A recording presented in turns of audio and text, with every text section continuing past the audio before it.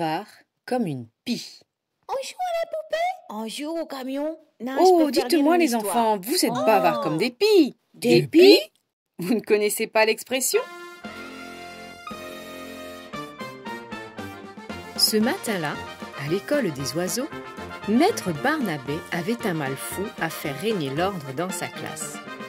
C'était le premier jour du printemps et ses élèves ne pensaient qu'à aller jouer.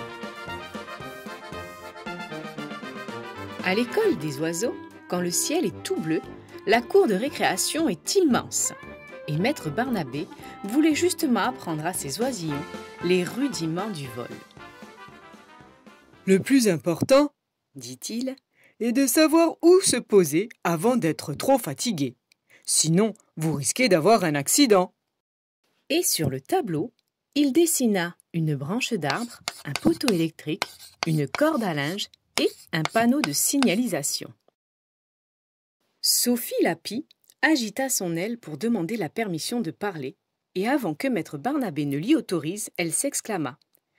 On peut aussi se poser sur les lampadaires, sur les feux rouges et sur les bancs publics et même sur les parcs-mètres. Maître Barnabé la félicita et la pria de le laisser continuer sa leçon. Oui, Sophie, c'est bien, continuons. En rentrant de l'école, Sophie posa son cartable et voulut aussitôt raconter à ses parents qu'elle avait été très brillante en classe aujourd'hui. Mais Maman Pie était en pleine conversation avec Papa Pie. Ils discutaient de tout et de rien, même du temps qu'il ferait demain, et Sophie ne résista pas longtemps à l'envie de se mêler à leur bavardage. Après le goûter, elle s'envola pour rendre visite à sa grand-mère. Et quand elle arriva chez Mamie Pie, celle-ci l'accueillit à plumes déployées. Comme je suis heureuse de te voir, c'est une joyeuse surprise. Je ne m'attendais pas du tout à ce que tu viennes. J'ai préparé des gâteaux, tu vas les adorer. Aujourd'hui, je suis allée au marché et j'y ai trouvé... Mamie Pie était intarissable et Sophie attendit qu'elle lui laisse une chance de s'exprimer.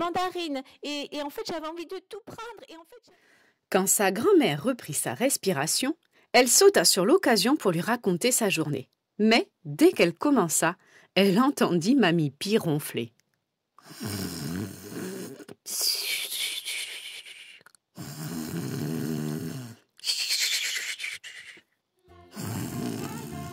En rentrant chez elle, Sophie aperçut Jojo l'épouvantail, qui veillait au milieu d'un champ de maïs et fit halte sur son chapeau. « Tu vois, Jojo ?» lui dit-elle. « On peut aussi se poser sur un épouvantail. Il faut absolument que je le dise demain en classe. Je vais réfléchir à plein d'autres endroits. » Après le dîner, au cours duquel ses parents n'avaient cessé de jacasser, Sophie se rendit dans sa chambre et se mit à dessiner toutes les idées qui lui venaient en tête.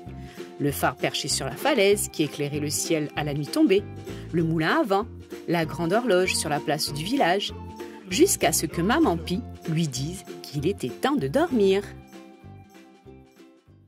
Le lendemain, Sophie était bien décidée à impressionner Maître Barnabé. Mais Raoul le perroquet était assis à côté d'elle et dès qu'elle disait un mot, il le répétait, comme un perroquet.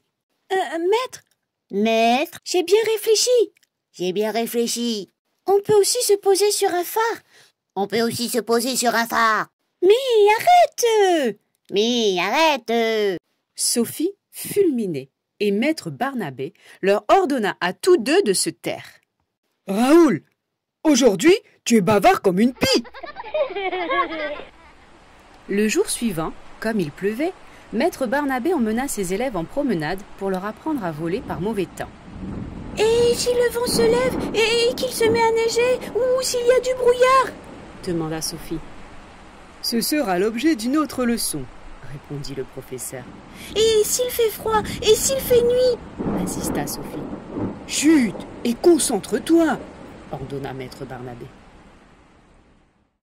Le jour d'après, Maître Barnabé écrivit au tableau le mot « silence » et expliqua que la leçon consisterait à voler sans faire le moindre bruit, pas même le plus petit piaillement. Sophie écarquilla les yeux. C'était l'exercice le plus difficile qui lui ait été demandé.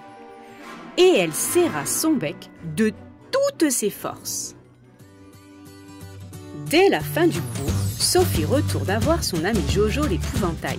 « Il faut que je te dise ce qui m'est arrivé aujourd'hui !» s'écria-t-elle. « J'ai dû apprendre à me taire. Je n'étais jamais restée aussi longtemps silencieuse. Oh, c'était très difficile. » Et Sophie parla toute l'après-midi. Jojo aurait voulu l'écouter encore plus longtemps, mais le soleil disparaissait derrière les collines. Il était temps de rentrer à la maison pour raconter sa journée à ses parents, car Sophie n'en avait pas fini de bavarder. Tu comprends maintenant pourquoi on dit « bavard comme une pie » ? Eh oui, c'est parler beaucoup et tout le temps. Et voilà, j'espère que cette charmante petite histoire t'a plu. N'hésite pas à t'abonner à ma chaîne et à actionner la cloche de notification pour encore plus d'histoires. À bientôt!